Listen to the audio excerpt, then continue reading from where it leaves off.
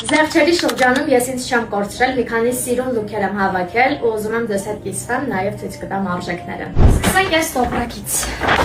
Երկու վերնաշապիկ, առաջինը հասարակ, մյուս վերնաշապիկը իմ ոճի մեջ չի, այս մասը պետք է հավաքել, դասական տաբատ եւ մյուս տարբերակը սա։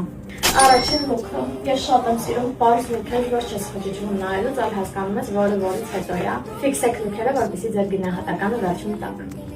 Տաբատի այս հատվածն է ինձ առավելապես դուր գալիս, որովհետև սառոճկաների հետ շատ է ասում, ոնց որ սեթ լինի, իսկ սառոճկան ինքը համհասարական ու մեր հետաքրքրություն է մտցնում լուքի մեջ։ Գաղտնիք բացեմ, եթե ես խանութում տեսնում եմ գոտիով տաբատներ, կապ չունի ինչ գոտի է, անորակա թե չէ, ես դրանք առնում եմ։ Նաև այս չինական, ճապոնական բլուզը։ Այս ավելի խիստ ու դասական լուք է,